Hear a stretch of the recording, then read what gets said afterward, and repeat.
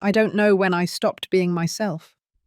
Maybe it was when I stopped giving my opinion about what we should eat at home, or when I accepted that my name was no longer on the bank accounts. Or perhaps it was the day my son, Robert, looked at me with boredom and said I didn't understand anything about the modern world. Now I'm here, sitting on the sidewalk of a street I don't know, in a country whose language I barely understand, without a single cent in my pockets, without my phone, without my documents. People walk past me as if I were invisible. Some look at me with pity. Others don't even turn their heads. I'm 67 years old, and I never imagined I would end up like this. 3 days ago, we were at the airport. Robert had insisted so much that we take this family trip. He said it was important for us to spend time together, that we hadn't all gone out in years. His wife, Patricia, was smiling all the time, but that smile never reached her eyes. I was excited. I thought my son was finally including me in his life, that maybe things between us would get better. How naive I was. The flight was long. Robert and Patricia sat together, several rows ahead of me. They didn't turn around once during the whole trip to see how I was. I was in a middle seat, between two strangers who were sleeping. I looked out the window whenever I could, watching the clouds pass, wondering if this time would be different, if this time my son would see me as his mother and not as a burden. We arrived at the hotel at nightfall. It was a modest but clean place. Robert paid for 2 rooms, one for them and one for me. He gave me the key without looking me in the eye and told me to rest, that we would go out early the next day to see the city. I went up to my room, took off my shoes, and sat on the bed. The walls were white and bare. There was a small window that faced an alley. I stayed there, looking at that window, feeling a weight on my chest that I couldn't explain. The next morning, I went down to the lobby at 7 o'clock. Robert had told me we would meet at that time. I waited, sitting on one of those worn leather armchairs that cheap hotels have. I waited for an hour, then 2. Finally, I went up to their room and knocked on the door. No one answered. I went back down and asked the receptionist if he had seen my son. The man checked the computer and said something to me in a language I didn't understand well. I repeated Robert's name several times until the receptionist nodded and pointed toward the street. They were gone. I couldn't believe it. I went back up to my room. I looked for my phone, but it wasn't there. I checked my purse 3 times. I checked every drawer, under the bed, in the bathroom. Nothing. Then I remembered that the night before, Robert had asked for my phone. He said he needed to verify something about the return flights. I gave it to him without thinking. He never gave it back to me. I looked for my wallet. It wasn't there either. I had left it on the nightstand before going to sleep. Someone had entered my room while I was sleeping. I ran down to the lobby. I explained it to the receptionist as best I could. He looked at me with confusion, and then with something like compassion. He called someone on the phone. A woman who spoke a little Spanish arrived. I told her everything. She told me my son had only paid for 1 night of lodging for me. That checkout was at 11 o'clock in the morning. It was 10:30. I had 30 minutes left before they threw me out on the street. I begged her to help me, to call the police, to do something. She shook her head and told me that without documents, she couldn't do anything, that I needed to go to my country's consulate. I asked her where it was. She gave me an address written on a piece of paper. I looked at it without understanding. I had no money for a taxi. I had no way to get there. The woman looked at me sadly and walked away. At 11 o'clock sharp, the receptionist asked me to leave the hotel. I went out into the street wearing the clothes I had on. Beige pants, a white blouse, and a grey cardigan that Robert had given me years ago. My shoes were worn. I started walking aimlessly, trying to find something familiar, someone who spoke my language. The streets were wide and clean. There were stores with signs I couldn't read, coffee shops full of young people looking at their phones. I kept walking, feeling the midday sun burn my skin. After walking for hours, I reached a small square. There was a coffee shop on the corner with a few tables outside. I sat on a bench near there. Not inside the coffee shop because I knew they would ask me to order something and I had nothing to pay with. I stayed on that bench, watching people pass.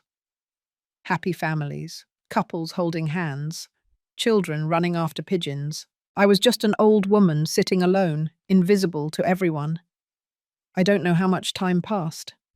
The sun began to set. I was hungry. I was thirsty. But more than that, I was afraid. I didn't know where I would sleep that night.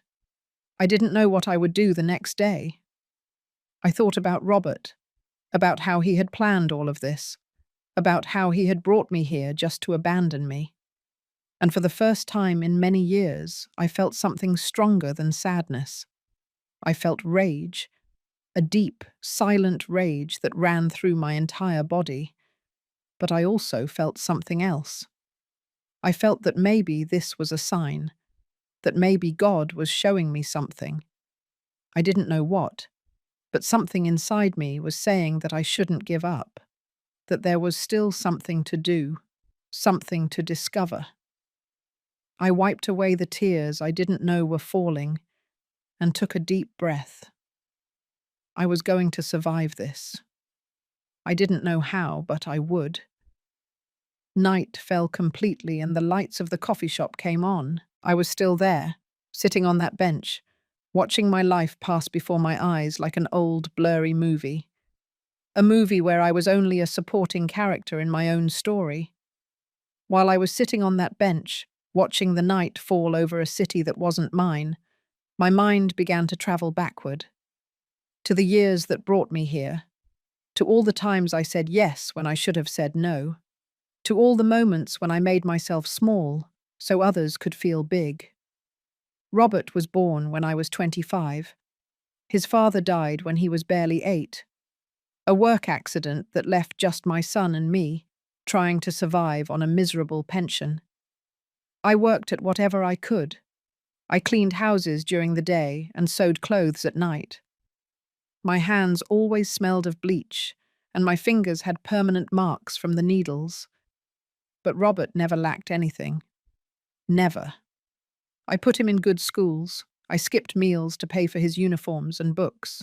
When his classmates went to birthday parties with expensive gifts, I came up with any excuse to buy something presentable. Robert studied well. He was smart. Everyone said he would go far. And I clung to that idea as if it were my salvation, as if his achievements could erase my exhaustion. When he finished college, he got a good job. He started earning money. I was still cleaning houses because my pension wasn't enough for the rent. He told me to stop working, that he would help me. But his help came with conditions that I didn't understand then. He gave me money, yes, but he always made me feel like it was charity, that I should be grateful, that without him, I would be nothing. He met Patricia when he was 30. She came from a family with money. Her parents had properties, businesses. Robert was dazzled by that world. He started to change. He stopped visiting me as much. When he did, he talked to me about investments, stocks, opportunities that I would never understand. I just nodded, feeling stupider, more out of place, every time. They got married in an expensive ceremony. I sat in the front row in a dress I had bought at a thrift store. No one noticed. Or maybe they did, but no one said anything. During the reception, Patricia's parents talked about trips to Europe, their beach houses, million-dollar investments. I remained silent all night, feeling that I didn't belong there, that I never would. A year after the wedding, Robert came to visit me. He brought papers. He told me there was an incredible investment opportunity, but that he needed my help. I had a small apartment that I had bought with my life savings. It was the only thing in my name. Robert explained that if I put the apartment up as collateral, he could access a large loan and multiply the money. He promised me that in 6 months he would give me everything back with profits. I signed. I signed without reading properly. I signed because he was my son and because I trusted him, because I thought he was finally including me in his plans, that he finally saw me as someone useful. 6 months passed, then a year, then 2. Every time I asked him about the apartment, Robert told me everything was under control, that the investment was maturing, that we would have results soon. Meanwhile, I kept paying rent. I was still living in a small room in an old building. Robert gave me some money every month, $500, sometimes $600.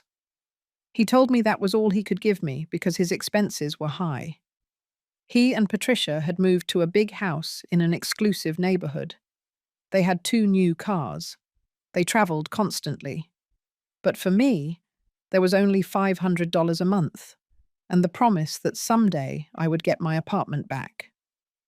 Patricia never liked me. I knew it from the beginning. When they came to visit me, she sat on the edge of the chair, as if she was afraid of getting dirty. She checked her phone all the time. She sighed with annoyance every time I spoke. Robert always defended her. He said she was tired, that she had a lot of work, that I should understand her. I understood. I understood that I was surplus to their lives. 3 years ago, Robert told me he could no longer give me money every month, that his expenses had increased. He offered me a solution, to come live with them. They had a utility room at the back of the house, small, windowless, but it was something. I accepted because I had no other option. I sold my few pieces of furniture. I packed my clothes in 2 suitcases and moved into that dark, musty-smelling room. The rules came immediately. I couldn't use the kitchen when they were there. I couldn't have visitors. I couldn't make noise after 9 o'clock at night. I had to keep my room always closed because they were bothered by seeing my things. Patricia left me lists of chores every morning.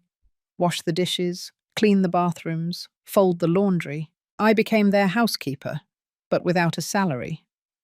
Robert acted as if everything was normal, as if I should be grateful for having a roof over my head. And maybe I was. Maybe there was something broken inside me that made me believe I deserved that treatment, that after everything I had done for him, this was fair, that I was a burden and had to pay for existing. I stopped going out. I stopped seeing my few friends. I was ashamed to tell them how I lived. I stopped going to church on Sundays because I didn't have decent clothes. I became a ghost in that house. I walked the halls in silence. I ate the leftovers from the refrigerator. I slept in that windowless room, dreaming of a life I would no longer have. 6 months ago, I heard Robert and Patricia talking in the living room. I was in the kitchen, washing the dinner dishes. They thought I couldn't hear them, but their voices carried through the thin walls. Patricia was saying that she couldn't stand having me there anymore, that I was a problem, that they needed that room for other things. Robert agreed with her. He said he had a plan, that they would get rid of me soon. I didn't understand what that meant then. I didn't want to understand it. I kept washing the dishes, feeling my hands tremble under the cold water. I couldn't sleep that night. I lay awake in the darkness of my room, staring at the ceiling, wondering when I had lost everything. My dignity, my autonomy, my right to exist without apologizing for it. 2 weeks later, Robert announced the trip. He said he wanted to make amends, that he had been hard on me and that I deserved a vacation. Patricia was smiling beside him, but that smile gave me the chills. I wanted to believe. I wanted to believe that my son still loved me, that there was still something left of the boy I used to tell stories to before bed. That boy who hugged me and told me that when he grew up, he would buy me a huge house. Now I am here, abandoned in a foreign country, and I finally understand. The plan was always this: to bring me far away, to take everything from me, to leave me alone. And probably while I am sitting on this bench feeling the night cold chill my bones, Robert is back home, selling my apartment, taking the last thing I had left. The night grew colder. I was still sitting on that bench, hugging myself, trying to maintain some warmth. The lights of the coffee shop were still on, but there were fewer people inside now. A waiter came out to collect the cups from the outside tables and glanced at me. He didn't say anything. He simply finished his job and went back inside. My whole body ached. I hadn't eaten anything all day. My stomach was making noises that embarrassed me. I thought about going into the coffee shop and asking for a glass of water, but I didn't dare. I didn't want to be thrown out. I didn't want any more rejection that day, so I stayed there, watching the few people who were still walking through the square. That's when I saw her. A young girl, perhaps 20 years old, was standing on the opposite corner. She was wearing a light green dress and her long hair fell over her shoulders. But what caught my attention most was her face. She was crying. It wasn't quiet crying. It was a desperate crying, the kind that shakes your whole body. She looked at her phone, then looked around, and started crying again. Something inside me stirred. Despite my own pain, despite my own desperate situation, I couldn't ignore her. I got up from the bench. My legs were numb from sitting so long. I walked towards her slowly. When I was close, she looked at me with red, swollen eyes. I tried to speak to her in Spanish. I asked her if she was okay, if she needed help. She shook her head and spoke to me in that language I didn't understand. But pain is universal. You don't need words to recognize it. I made gestures with my hands, trying to communicate. I pointed to her phone. She held it up in front of me. The screen was cracked, completely shattered. It didn't work. The girl showed me a crumpled piece of paper she took from her purse. There was an address written on it. She pointed to the paper and then pointed around, as if to say she was lost, that she didn't know how to get to that place. I took the paper and looked at it. I didn't understand the language, but I recognized the name of a street. It was the same street I had seen written on several signs while walking aimlessly. I gestured for her to follow me. She hesitated for a moment, looking at me suspiciously. I was just an old, disheveled woman who had spent the whole day on the streets. I didn't look reliable, but maybe she saw something in my eyes. Maybe she saw that I was also broken. Maybe that's why she decided to follow me. We walked together through the empty streets. I was checking the signs, trying to get my bearings. My memory wasn't perfect, but something inside me was guiding me. The girl walked silently beside me. She wasn't crying anymore, but her breathing was still choppy. Every now and then she looked at me as if wondering if she had made the right decision to trust me. After walking for 20 minutes, we reached a different area. The houses here were bigger. The lawns were perfectly maintained. There were high fences and security cameras on every corner. I checked the house numbers, comparing them to the number written on the paper. The girl walked slower now, looking around as if she recognized the place. Finally, we arrived in front of a huge gate. Behind it stood a house that couldn't be called a house. It was a mansion. 3 stories of modern architecture, with huge windows lit from inside. There was a garden that looked like it was straight out of a magazine. Water fountains, sculptures, perfectly trimmed trees. The girl saw the house and started crying again, but this time they were tears of relief. She ran toward the gate and pressed a button on the intercom. She spoke quickly in her language. Seconds later, the gate began to open. An older man ran out of the house. Grey hair. An elegant suit even at that time of night. He was shouting the girl's name. When he reached her, He hugged her with a force that made me remember what it feels like to be loved by a father. The girl pointed toward where I was standing. The man turned to look at me. He approached, walking quickly. I instinctively took a step back. I didn't know what to expect.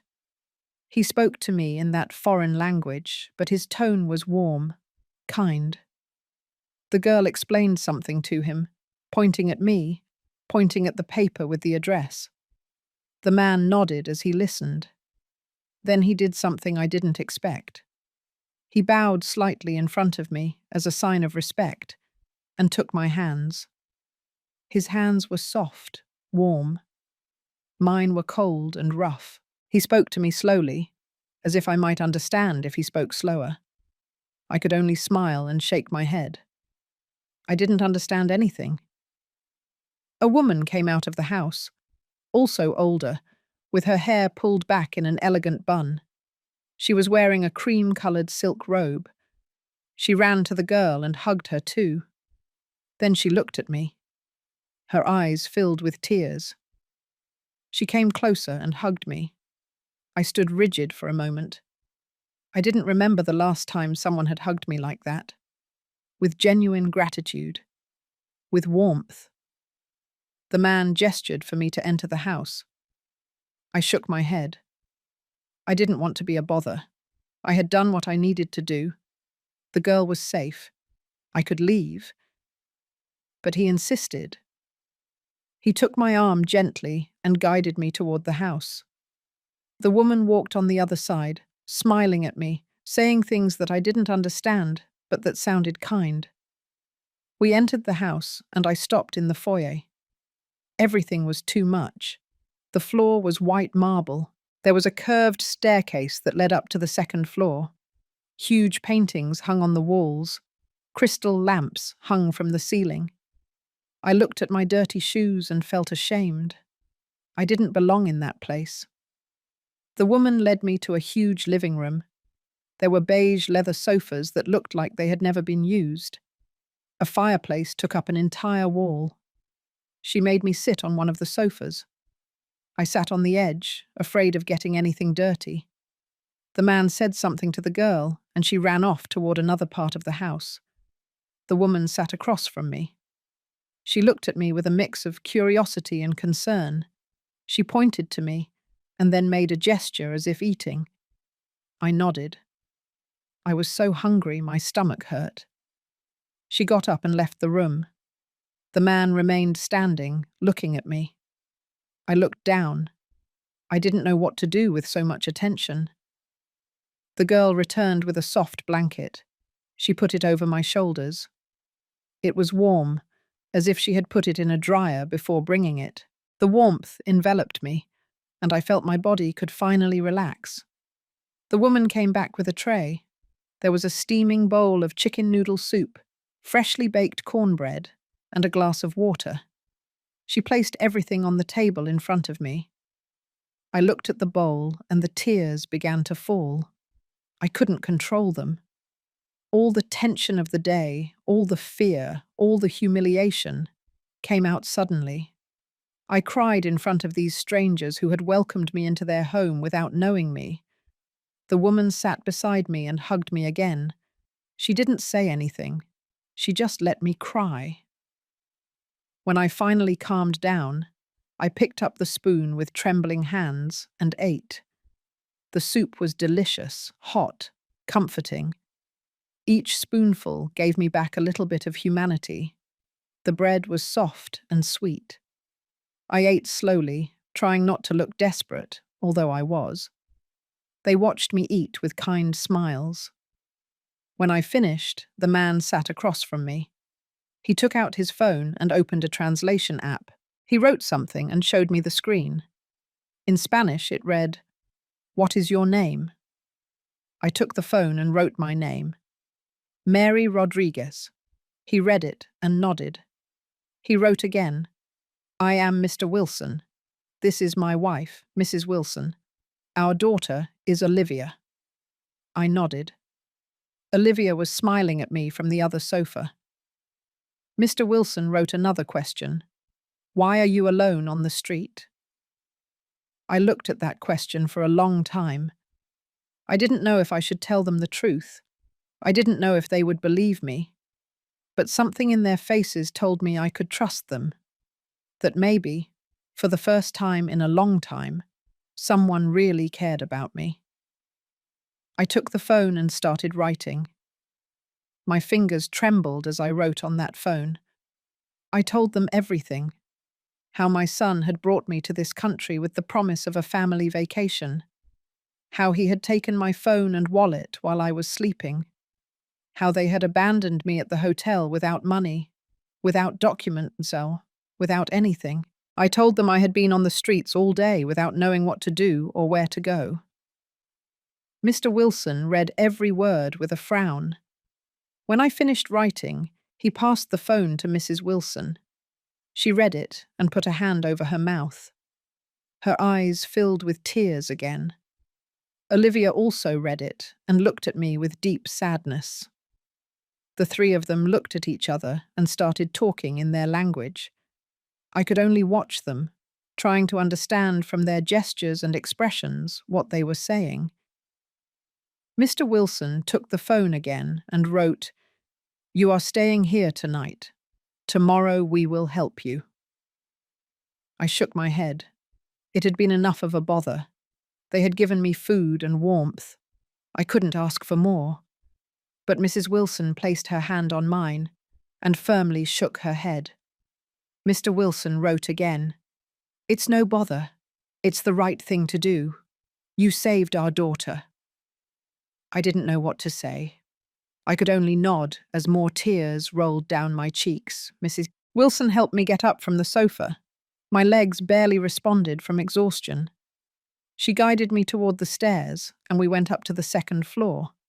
The hallway was wide, with soft carpets under my feet. There were family photos on the walls. Olivia at different ages. Trips. Celebrations. A happy family. Mrs. Wilson opened a door, and we entered a room that was bigger than the entire room I had lived in for the last 3 years. There was a huge bed with impeccable white sheets, large windows with thick curtains, a private bathroom that I could see from the entrance. Mrs. Wilson showed me everything. She pointed out where the towels, soap, and shampoo were. Everything new, everything clean. She left me alone after giving me one more hug. I closed the door and stood in the middle of that room for several minutes. I couldn't believe what was happening. A few hours ago, I was sitting on a bench, cold and hungry, thinking that maybe this would be my last night. And now I was here, in this beautiful house, with people who treated me with more dignity than my own son had given me in years. I went into the bathroom. It was all white marble with gold accents. There was a large bathtub and a separate shower. I turned on the shower water and waited for it to warm up. I took off the clothes I had worn all day. I looked at myself in the mirror. A 67-year-old woman with deep, dark circles looked back at me. My hair was messy and greasy.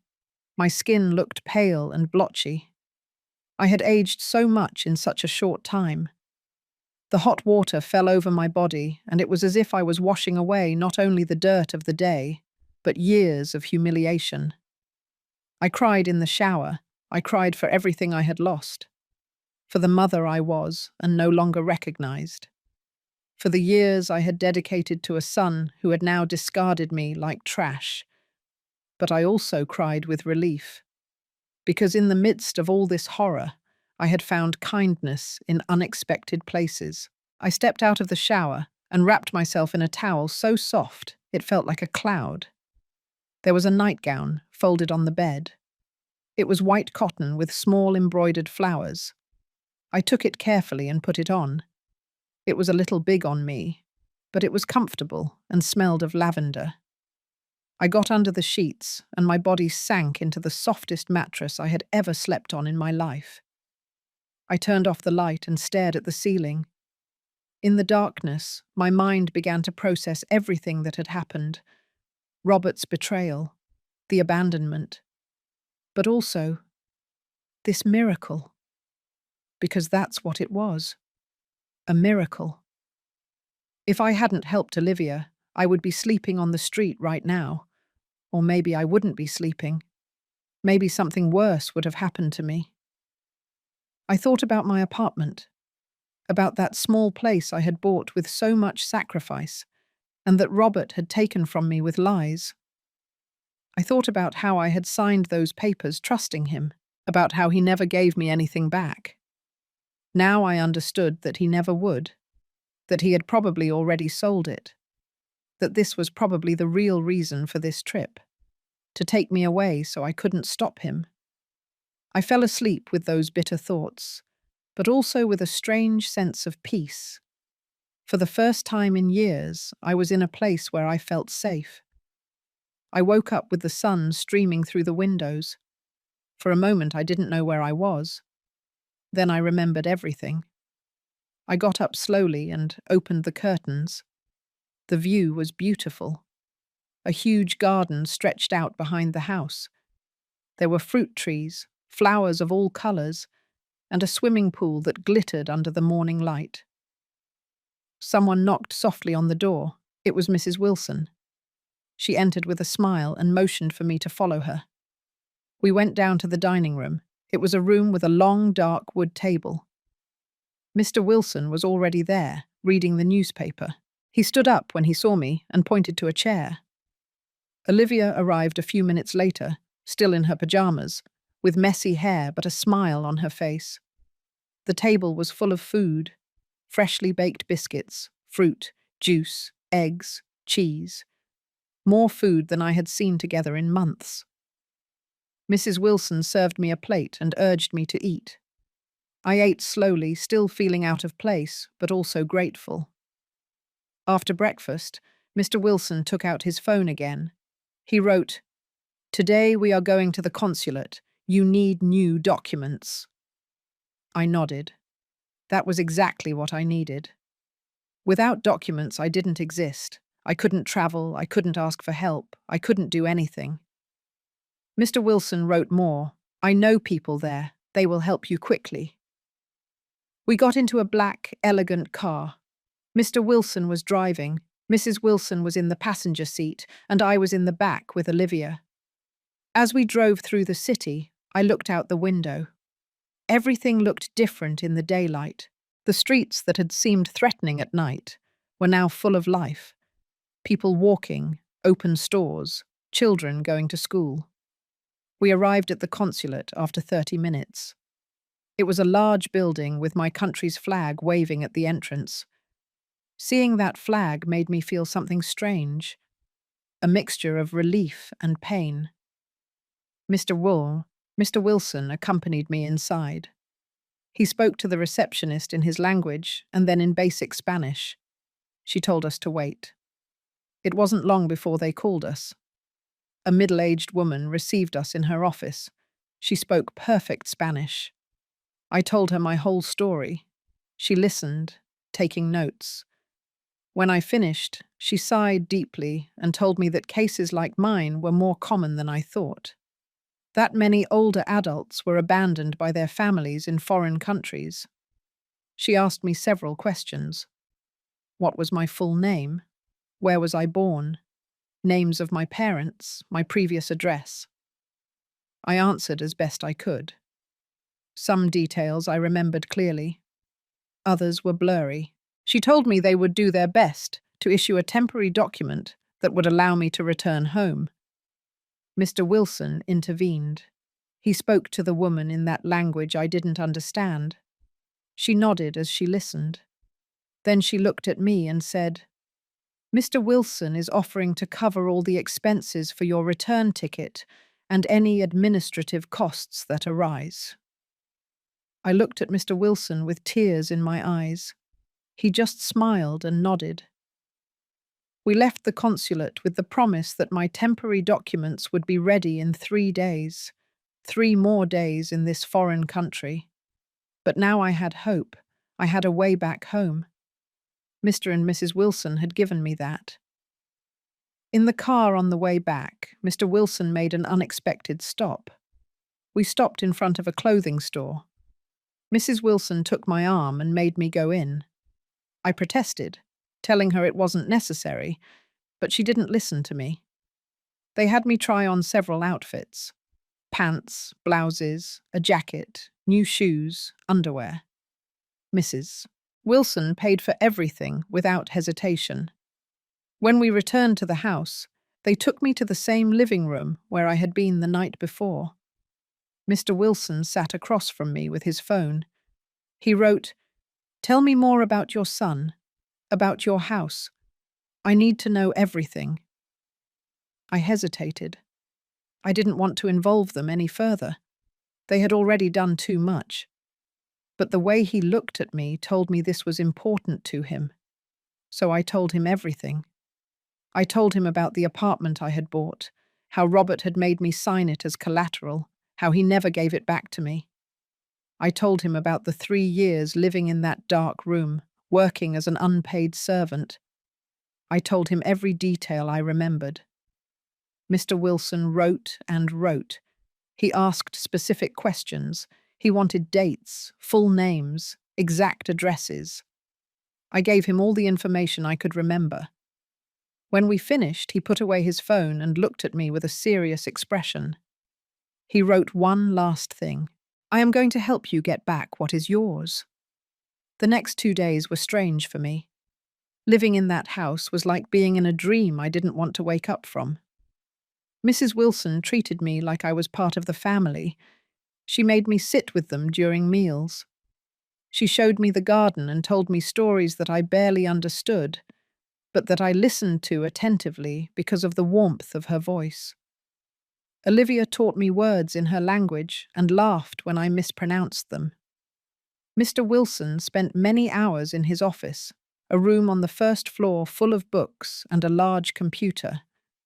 I saw him go in and out with papers in his hands, talking on the phone with people. Sometimes he called me and asked me more questions about Robert, about the apartment, about the papers I had signed. I answered everything as best I could, although I didn't fully understand why he needed so much information. On the afternoon of the second day, Mr. Wilson asked me to sit with him in his office. He had that serious expression that I had seen before. He opened his computer and showed me the screen. He had found public property records in my city. And there it was, my apartment, the one I had bought so many years ago with the sweat of my brow. But the name that appeared as the owner was no longer mine. It was Robert Marquez. I felt like I had been punched in the stomach. Seeing that written, official, real, took my breath away. Mr. Wilson wrote on his phone, "Your son registered the apartment in his name 2 years ago. He used a forged deed." I knew something like this had happened, but seeing it confirmed was different. It made it real in a way that hurt me to the bone. Mr. Wilson continued writing, "I know lawyers in your state.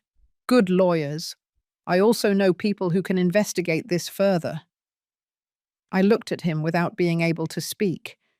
This man who barely knew me, who had only seen me 2 days ago, was doing more for me than my own son had done in years. I asked him why. Why was he doing all this for a stranger? He took his time to write the answer. "When I was your son's age, my father was scammed by his business partner. It left him ruined. No one helped him.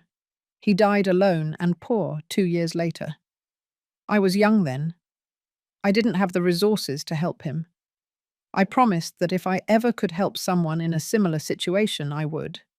You are giving me that opportunity." I read those words for 3 times. There was so much pain in them, but also so much determination. I understood then that Mr. Wilson wasn't helping me just out of kindness. He was helping me for his father, for that promise he had made. I was the opportunity to redeem something he couldn't do before, and I was going to accept that help with all my gratitude. That night, after dinner, Mr. Wilson made several calls. I was sitting in the living room, pretending to read a magazine, but actually listening to his voice on the phone. I didn't understand his words, but the tone was firm, confident. He spoke like someone who was used to being listened to, like someone with power. When he finished, he came and showed me his phone. He had written, "Tomorrow you pick up your documents, then we fly to your city. I'm going with you." I shook my head. I couldn't let him do that. He had already done too much. But he insisted. He wrote, "You need witnesses, you need support, and I need to make sure everything is resolved correctly." Mrs. Wilson appeared at that moment and put her hand on my shoulder. She smiled at me in that way that was already familiar to me, a smile that said everything was going to be all right. The next day we went to the consulate. The same woman as before greeted us with a smile. She handed me an envelope with my temporary document, a simple piece of paper that gave me back my identity. I held it in my hands and felt like I was recovering a piece of myself. She also gave me a copy of my birth certificate that they had requested from my country's records. Documents that proved who I was. Documents that Robert couldn't erase. Mr. Wilson bought the plane tickets right there from his phone. 2 seats for the next morning's flight. I kept thanking him, but the words felt insufficient. How do you thank someone who saved your life without knowing you? How do you thank someone who gave you back hope when you had nothing left? That night was my last in the Wilsons' house. Mrs. Wilson prepared a special dinner. They set the table with elegant tablecloths and fresh flowers in the center. Olivia came down in a pretty dress, and even I put on one of the new blouses Mrs. Wilson had bought me. We ate, and although I didn't understand everything they were saying, I laughed when they laughed. I felt like I was part of something, of a family, of a true family. After dinner, Mrs. Wilson took me aside. She handed me an envelope. I opened it and there was money inside. New bills. I quickly counted. $2,000. I tried to give it back to her. It was too much. But she closed my hands over the envelope and shook her head. She wrote on Mr. Wilson's phone, which she always kept nearby, "So you can start over, so you never have to depend on anyone else." I couldn't sleep that night. I stayed awake staring at the ceiling of that beautiful room, thinking about everything that had happened. A week ago, I was a broken woman, living in a windowless room, serving my son's family as a voiceless maid. 4 days ago, I was abandoned in a foreign country, sitting on a bench without hope. And now I was here, with new documents, money in my purse, and a powerful man willing to help me get back what was mine. The next morning we got up early. Mrs. Wilson prepared breakfast, while Mr. Wilson loaded a small suitcase into the car. I only had the bag with the clothes Mrs. Wilson had bought me. It was all I had in the world, but it was more than I had had in a long time. Olivia came down still in her pajamas to say goodbye. She hugged me tightly and whispered something to me in her language. I don't know what she said, but it sounded like a blessing. The drive to the airport was silent. I looked out the window, memorizing the streets of this city that I had known under the worst circumstances, but that now held my best recent memories. Mr. and Mrs. Wilson were in the front, holding hands. I realized in that moment what a real marriage was. 2 people who supported each other, who made decisions together, who respected each other. The complete opposite of what Robert and Patricia had. At the airport, Mrs. Wilson hugged me for a long time. I felt her tears on my neck and mine falling onto her shoulder. We didn't need words. Love and gratitude communicated in that hug. When we finally separated, she put something in my hand. It was a small silver necklace with a tiny medal, a Virgin Mary. I put it around my neck immediately. Mr. Wilson and I went through security. He carried his suitcase and I carried my bag. In the waiting area, Mr. Wilson opened his computer and showed me more documents he had obtained. He had hired a private investigator in my city. In just 2 days, that investigator had discovered things that chilled my blood. Robert had sold my apartment 6 months ago for $200,000. The money had gone directly into his bank account. But that wasn't all. He had also tried to collect my pension, impersonating my legal representative. He had forged my signature on multiple documents. He had declared to the authorities that I was mentally incapacitated and that he was my legal guardian. I read all of that with trembling hands. My own son had erased me from the map. He had stolen everything from me and then declared me incompetent so I couldn't defend myself. And the final plan had been to abandon me abroad so I could never return to claim anything. It was a perfect plan. Cruel, but perfect. Mr. Wilson wrote, "We have all the evidence, forgery of documents, theft, fraud. It is enough for a strong legal case." I nodded as I read, but inside I felt a huge emptiness. It wasn't just about the money or the apartment. It was about realizing how far Robert had gone to get rid of me. His own mother, the woman who had sacrificed everything for him. We boarded the plane. Mr. Wilson had first-class seats. I had never flown first class. The seats were huge and comfortable. The flight attendants offered us champagne before takeoff. I asked for water. During the flight, Mr. Wilson worked on his computer. I looked at the clouds outside the window, mentally preparing myself for what was to come. We landed in my city 12 hours later, at night. The airport looked the same as always, dirty, noisy, chaotic. But it was my chaos, my city, my country. I felt something strange upon stepping onto familiar ground, a mixture of relief and anxiety. I was home, but home was no longer what it had been. Mr. Wilson had reserved rooms in a hotel near downtown. It wasn't as luxurious as his house, but it was clean and comfortable. He left me in my room and told me to rest, that tomorrow everything would begin. I sat on the bed and looked around. A hotel room in my own city. A month ago I was sleeping in a windowless room. A week ago in a mansion. Today in a hotel. My life had become a series of temporary rooms. But soon I would have something permanent. Something mine. I would get it back. I woke up early the next morning.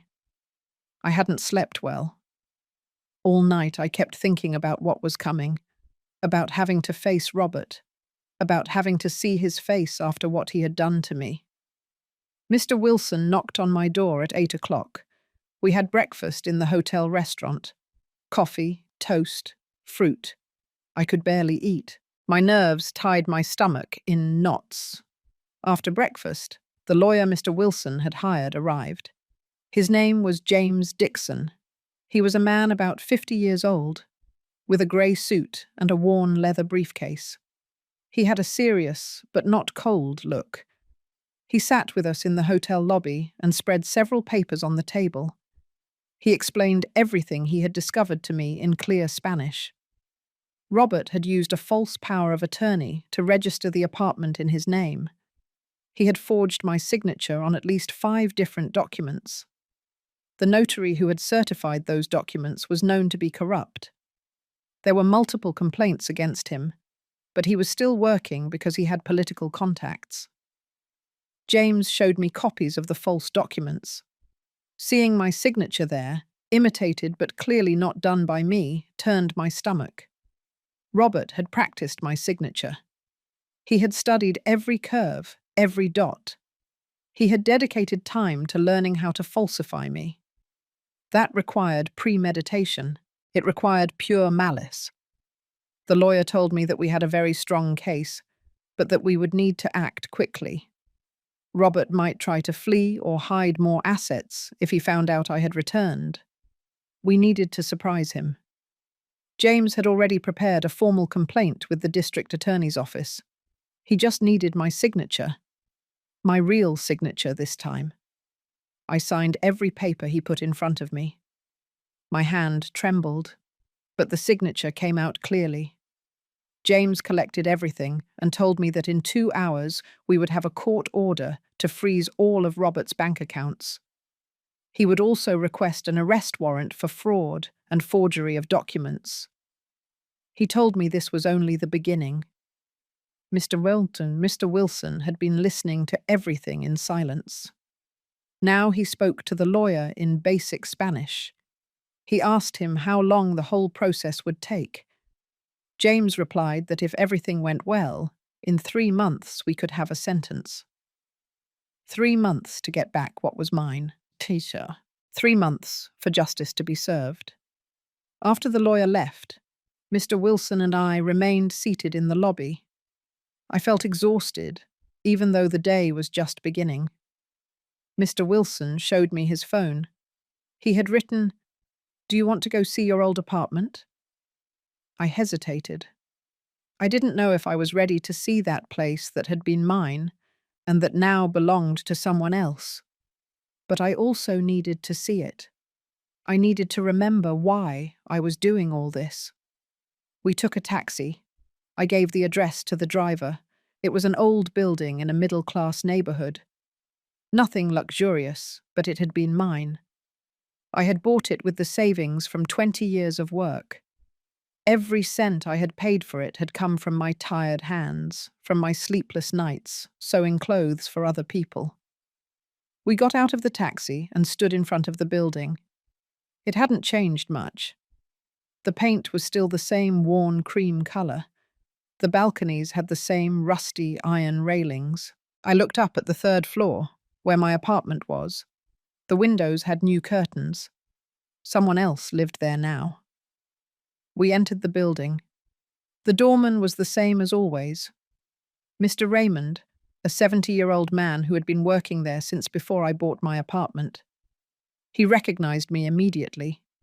His eyes widened in surprise, and then with something like shame. He approached me slowly. He asked me where I had been. I told him it was a long story. He lowered his voice and told me he had seen when they came to empty my apartment, that Robert had brought a truck and taken all my furniture, my things, everything, that other people had come afterward to clean and paint, that a young couple who paid rent to Robert lived there now. I asked him if Robert came often. Mr. Raymond nodded. He said he came every beginning of the month to collect the rent, that he always arrived in his new car, well dressed as if he owned the world. I felt the rage rise in my throat. Robert was collecting rent from my apartment. He was getting rich from what was mine. I thanked Mr. Raymond for the information. He took my hand and told me he had always known that something wasn't right, that I wasn't the type of person who just abandons her things like that he was glad to see me back. His words gave me strength. At least someone in this building had noticed my absence. We went out into the street again. Mr. Wilson looked at me with a question in his eyes. I just nodded. I was ready for what was next. We walked until we found a coffee shop. We sat near the window. Mr. Wilson ordered 2 coffees. I watched the people walk by on the street. My people. My city. Everything felt familiar and strange at the same time. Mr. Wilson opened his computer. He showed me a plan he had designed. First, we would wait for the district attorney's office to execute the orders. That would happen today. Then, we would go directly to Robert's house, not to confront him yet, but to serve a legal notice. He wanted Robert to know that I had returned, that I knew everything, that I wouldn't give up. At 3 o'clock in the afternoon, James called us. Everything was ready. Robert's accounts had been frozen. The arrest warrant was issued, but it wouldn't be executed until we decided. The lawyer wanted to give Robert the opportunity to turn himself in voluntarily. He said that could work in our favor in court, show that he cooperated with justice. I wasn't sure I wanted to give him that opportunity. Robert hadn't given me any opportunity, but Mr. Wilson and James insisted. They said it was the smartest move, that it would make us look like the reasonable victims we were, that the judge would see that. I accepted, although every part of me wanted to see Robert arrested immediately. We arrived at Robert's house at sunset.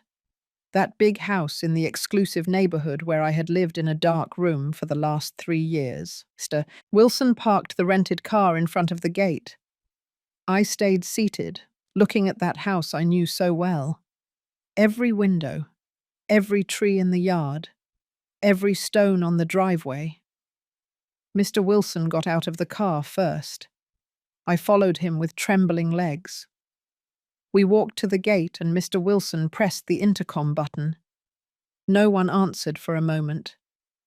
Then I heard Patricia's voice. She sounded annoyed.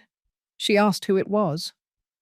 Mr. Wilson replied in basic Spanish that he had legal documents for Robert Marquez. There was a long silence. Then Robert's voice. He sounded tense. He said he wasn't taking visitors. Mr. Wilson calmly replied that he could receive the documents now or wait for the police to come and deliver them formally. Another silence. Finally, the gate began to open. We walked along that path I had walked thousands of times, but now it was different. Now I was not going as the submissive mother who lived there out of charity. I was going as what I was. The owner of stolen property, a woman who had come to claim what was hers. The house door opened. Robert was there. He looked the same as always, tall, well-dressed, with that air of superiority he had always had. But when he saw me, his face changed. First surprise, then fear, then something like fury. He looked at me as if I were a ghost, as if I shouldn't be there. Patricia appeared behind him. She saw me too, and her mouth dropped open. Neither of them said anything for a moment. They just stood there, looking at me, trying to process that I had returned, that their perfect plan had failed, that the woman they had abandoned in a foreign country was standing in front of their door. Mr. Wilson broke the silence. He held out an envelope to Robert. My son took it with trembling hands. He opened it right there and started reading. I watched as his face grew paler and paler. When he finished reading, he looked me in the eye for the first time. And in that look, I saw everything. Guilt, fear, but also hatred. Hatred because I had ruined his plan. He tried to speak. He tried to say something. But Mr. Wilson raised his hand. He told him in slow Spanish to read the entire document before saying anything. That he had 24 hours to voluntarily present himself to the district attorney's office with his lawyer. That if he didn't, he would be arrested. That his accounts were already frozen. That the evidence of his fraud was irrefutable. Robert looked at me again. This time he tried to approach. He tried to say my name, but I took a step back. I didn't want him to touch me. I didn't want to hear his excuses. Mr. Wilson stood between us, protective. He told Robert that any communication from now on had to be through the lawyers. We turned around and walked back to the gate. I could feel Robert's eyes fixed on my back. I heard Patricia scream something from the door. I didn't understand what she said, but the tone was panic. The gate closed behind us and we got into the car. My hands were trembling so much I couldn't fasten my seatbelt. Mr. Wilson did it for me. As we drove away from that house, I allowed myself to feel. Everything I had been holding back for days came out suddenly. I cried. I cried like I hadn't cried in years. Mr. Wilson didn't say anything. He just drove in silence, letting me release all the pain. When I finally calmed down, he looked at me and nodded. He didn't need words. That gesture said it all. We were going to win this. I spent the whole night awake in my hotel room.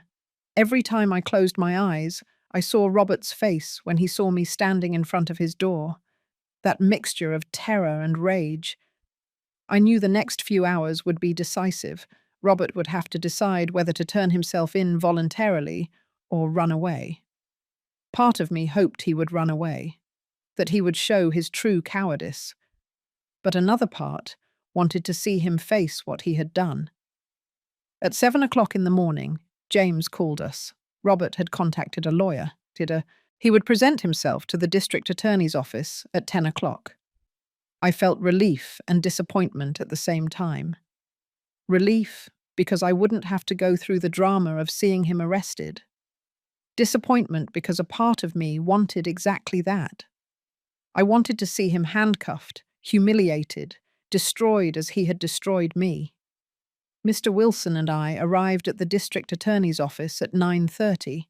It was a grey, old building, with long hallways that smelled of wet paper and cheap disinfectant. James was already there, waiting for us with more papers in his briefcase. He explained how everything would work. There would be a preliminary hearing. The prosecutor would present the evidence. Robert would have an opportunity to testify. Afterward, the judge would decide if there was enough evidence to proceed with a formal trial. At 10 o'clock sharp, I saw Robert arrive. He was accompanied by an older man in a black suit. His lawyer, I assumed. Robert didn't look at me as he entered. He kept his eyes straight ahead, his jaw clenched. Patricia was not with him. She had probably stayed home, planning how to salvage what she could of her comfortable life. We entered a small room. There was a long table where the prosecutor sat, a thin man in his 40s with thick glasses. The judge was a middle-aged woman with short hair and an expression that gave nothing away. She instructed us where to sit. I sat on the left side with James and Mr. Wilson. Robert sat on the right with his lawyer. There were barely 10 feet between us, but it felt like an abyss. The prosecutor began to speak. He read the charges aloud. Forgery of documents, fraud, misappropriation, elder abuse. Each word fell like a hammer in the room. Robert remained motionless, looking at the table. His lawyer took notes constantly.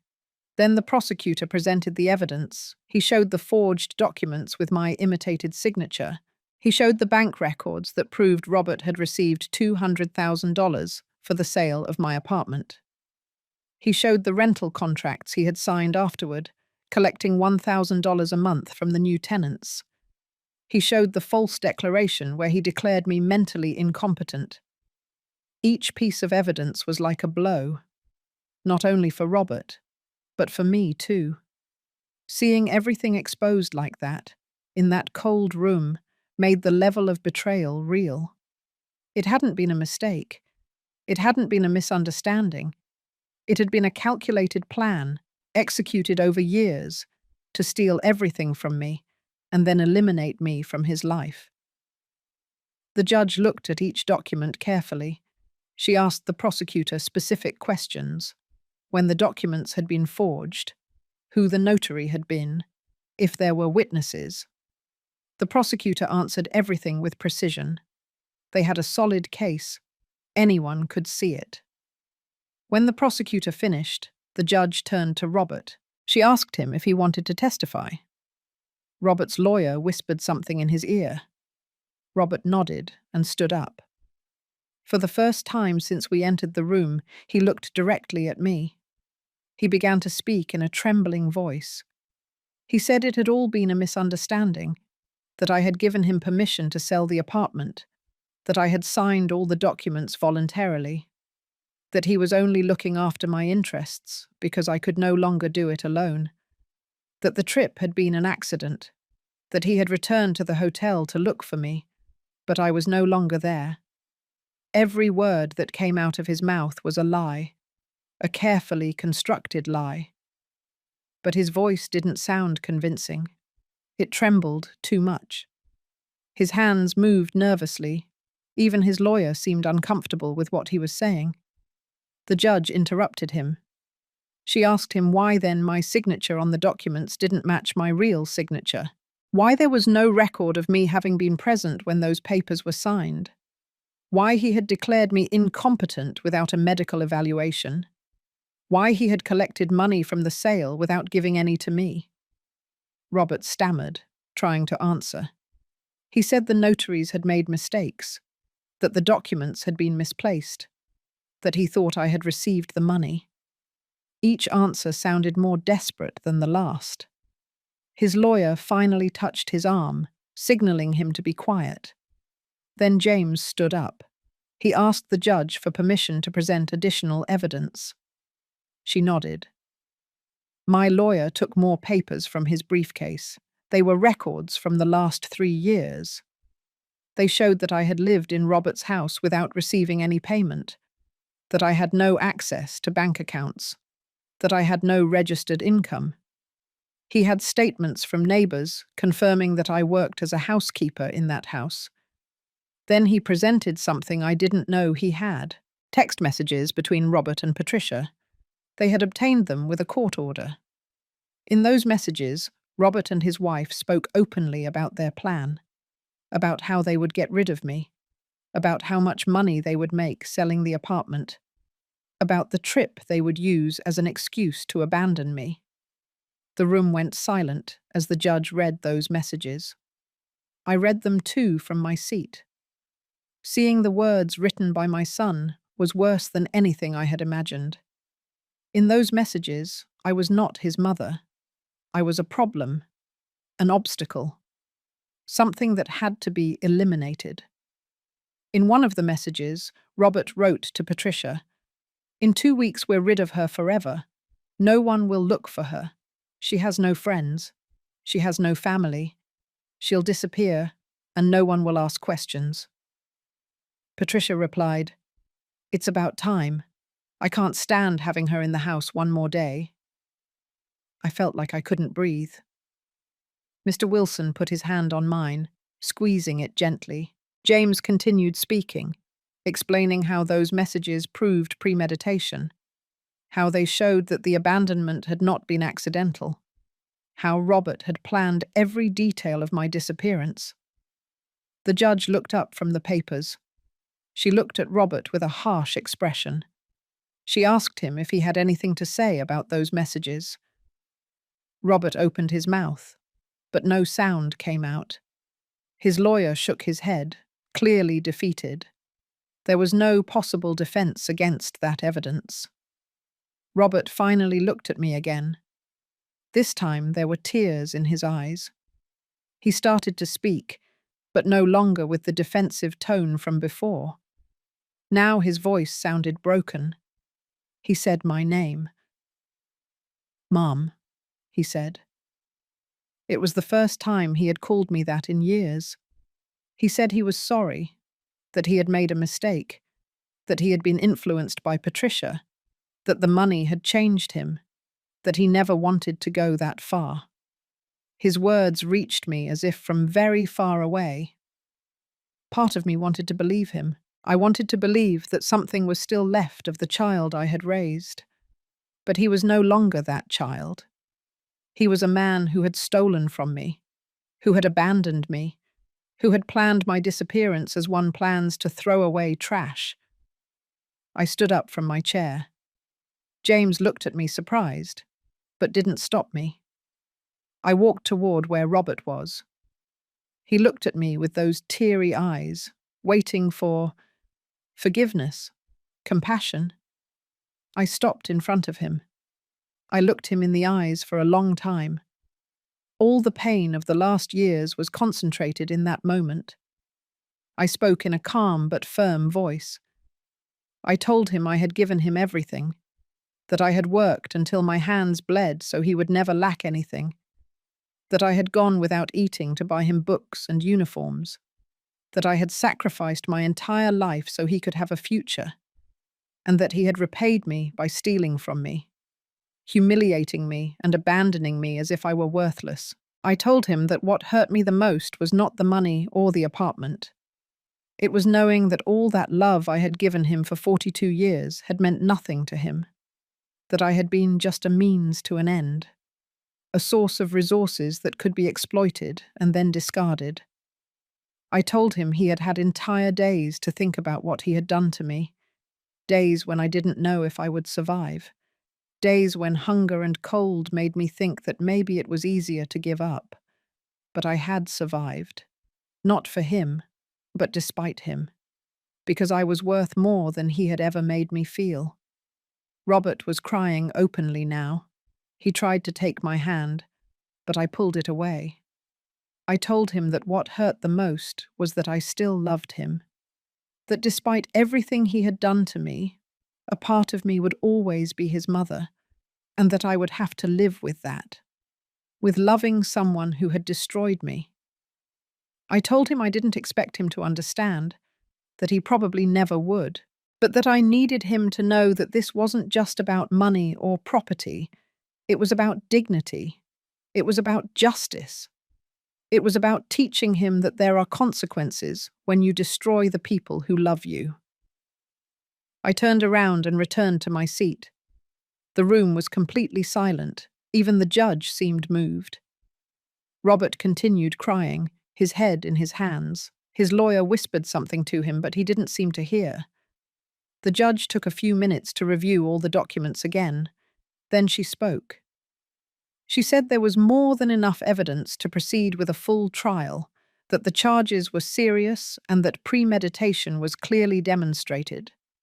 She set a date for the trial in 2 months. Then she looked at Robert and told him he was released on conditional bail, but he could not leave the state and had to report to the authorities every week. We left the district attorney's office in silence. Mr. Wilson held my arm because my legs were shaking. James was satisfied. He said everything had gone better than expected, that my statement had been powerful, that the trial was practically won. But I didn't feel victory. I only felt a deep emptiness. I had faced my son. I had told him everything I needed to tell him, and now all that was left was to wait for justice to take its course. The next 2 months passed slow and heavy. Mr. Wilson had to return to his country for work matters, but he called me every 2 days to find out how everything was going. Mrs. Wilson also called, using translation apps to ask me how I felt. Their long-distance support kept me standing when everything seemed too difficult. I stayed in the hotel, paying with the money Mrs. Wilson had given me. James visited me regularly to prepare me for the trial. He asked me questions. He taught me how to behave in front of the judge, what to say and what not to say. I memorized every instruction as if my life depended on it, because, in a way, it did. During those weeks, Robert tried to contact me several times. Calls I didn't answer. Messages I deleted without reading. He even came to the hotel one afternoon, but the receptionist stopped him before he could go up to my room. I didn't want to see him. Not until we were in front of the judge again. Finally, the day of the trial arrived. I woke up at 5 o'clock in the morning, even though the hearing wasn't until 10. I took a cold shower to wake myself up completely. I put on one of the outfits Mrs. Wilson had bought me, black pants and a cream-colored blouse. Nothing ostentatious. I wanted to look like what I was. An older woman who had been a victim of abuse and was now seeking justice. James picked me up at 8 o'clock. In the car, he explained again how everything would be. The prosecutor would present the complete case. There would be witnesses, experts who would confirm the signatures were false. In the end, I would have to testify. That would be the most important part. My testimony could define the outcome of the trial. The courtroom was full when we arrived. There were people I didn't know. Journalists, James told me. The case had caught the attention of the media. A story of abandonment and family theft always interested the press. I tried not to look at them. I didn't want this to turn into a circus. Robert was already there with his lawyer. He looked haggard. He had lost weight. He had deep, dark circles under his eyes, and his suit looked wrinkled. Patricia was not with him. Apparently, she had filed for divorce as soon as the preliminary hearing began. The rat was abandoning the sinking ship. The judge entered, and we all stood up. It was the same judge from the preliminary hearing.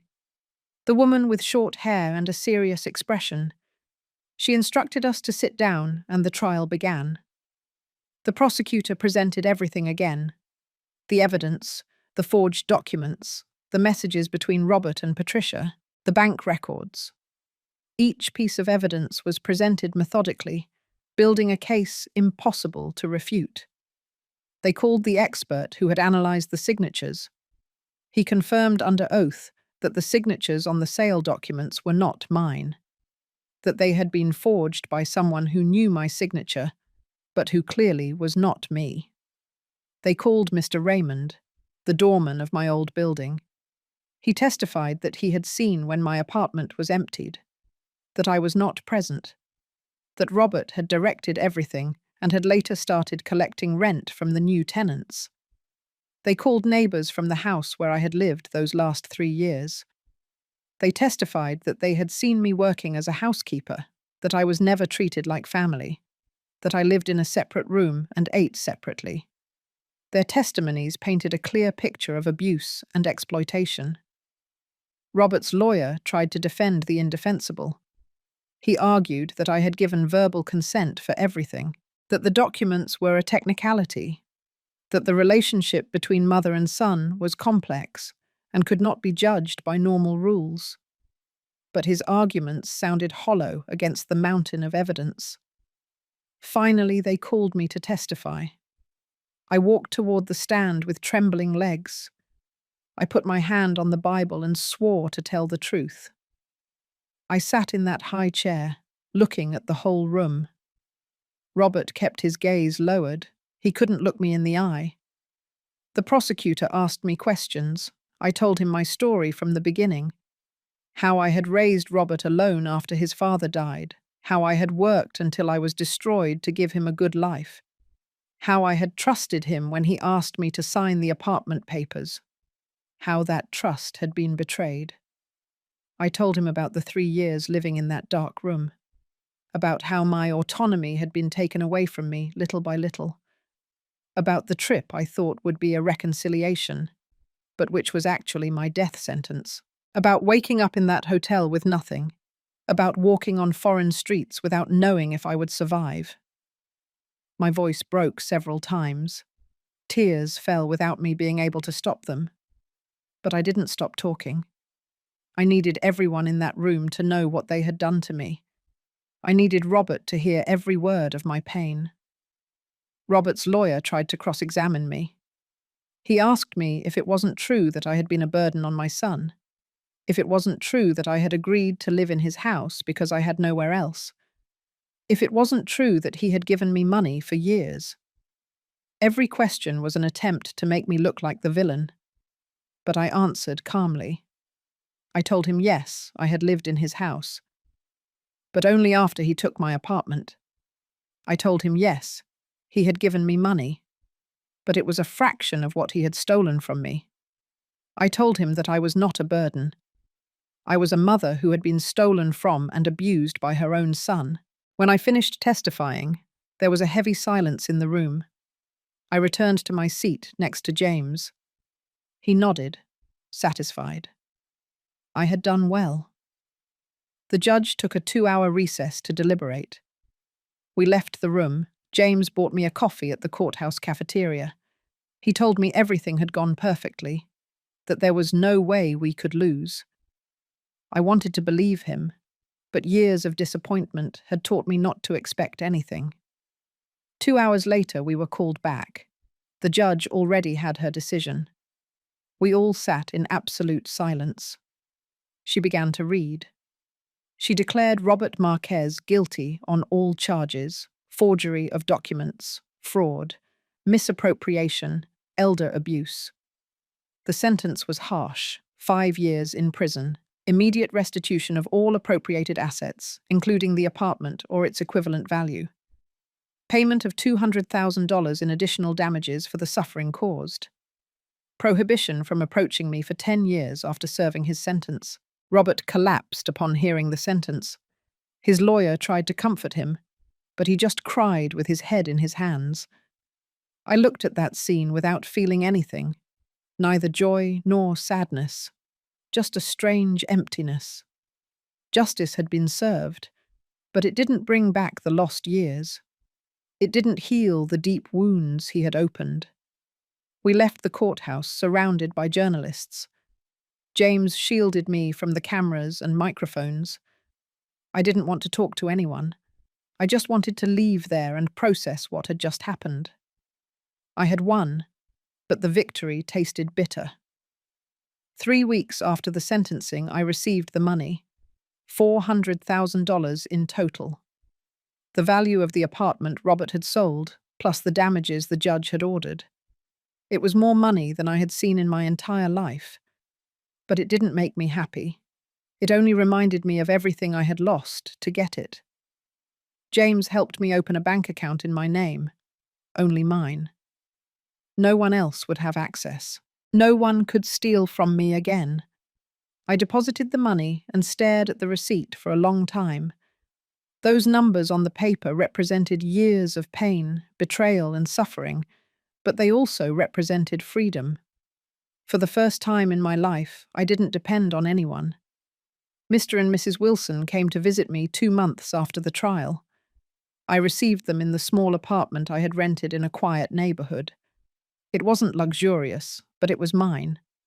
It had 2 bedrooms, large windows where the sun streamed in, and a kitchen where I could cook whatever I wanted whenever I wanted. Mrs. Wilson cried when she saw me. She hugged me for long minutes without saying anything. Mr. Wilson gave me flowers and a card written in Spanish with the help of a translator.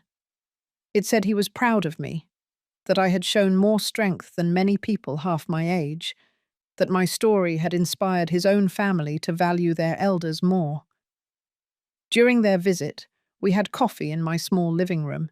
I told them about my new life, how I had started going to a support group for older adults who were victims of family abuse, how I had discovered that my story was not unique, that there were dozens of women like me, stolen from and abandoned by their own children.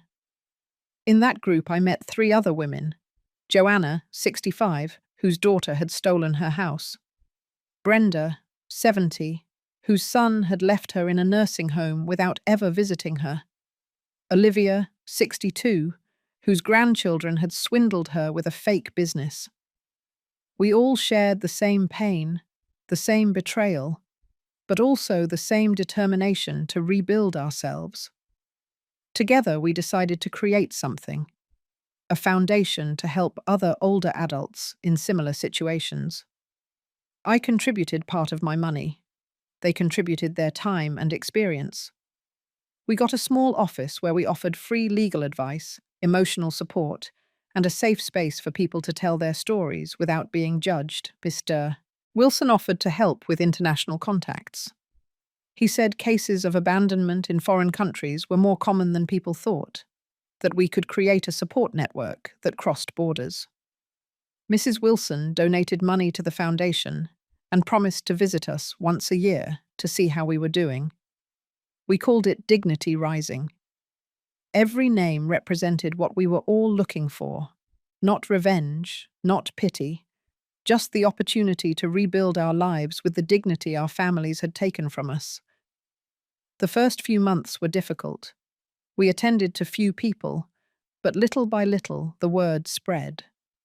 Older women and men arrived with heartbreaking stories, children who had emptied their bank accounts, grandchildren who had convinced them to sign papers they didn't understand, entire families who had erased them from their lives once they were no longer useful.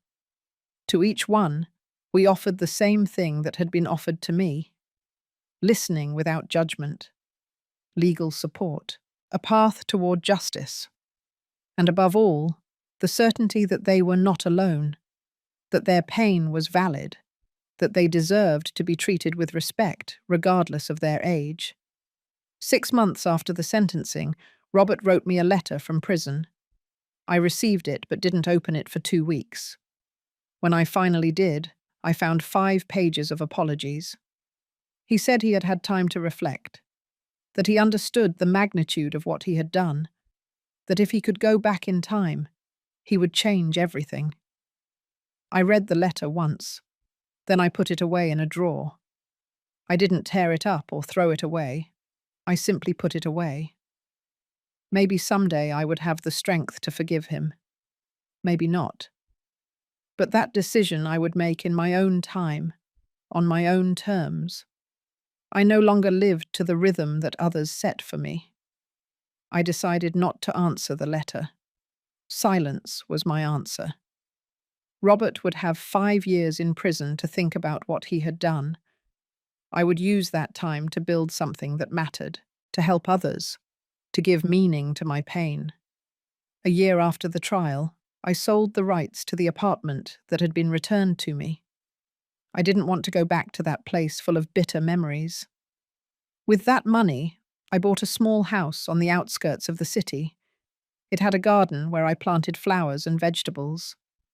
Every morning I got up early to water them and watch them grow. It was my way of remembering that I was also growing again. The foundation was prospering. We already had 10 volunteers and had helped over 50 people recover what had been stolen from them. Some cases were small, others as big as mine. But every victory, regardless of its size, was celebrated. Every person who recovered their dignity was a reminder of why we were doing this. Mr. and Mrs. Wilson visited me every 6 months. Olivia came once and spent a week with me. She helped me paint the foundation's walls and organize files. She told me she was studying social work now, that she wanted to dedicate her life to helping others, that I had inspired her. Her words filled me with a pride I had never felt with Robert. At 68 years old, I had built a life I never imagined possible. It wasn't the life I had planned when I was young. It wasn't the life I dreamed of when I raised my son. It was something completely different. It was a life born of pain, but molded by strength. A life where I mattered, where my voice was heard, where my decisions were respected. Every night, before sleeping, I sat on my porch and looked at the stars. I thought about the entire journey, from that cold bench in a foreign country to this warm porch at my own house. The journey had been brutal. It had broken me in ways I was still discovering. But it had also taught me something fundamental, that it is never too late to start over, that dignity is not something others give you, it is something you claim, that true love does not humiliate or destroy, it builds and frees, and that sometimes the families you find along the way are more valuable than the families you were born into. My story did not end with a hug of reconciliation with my son. It did not end with mutual forgiveness and tears of joy. It ended with me sitting on my porch in my own house, living by my own rules. And that, I discovered, was enough. More than enough. It was everything.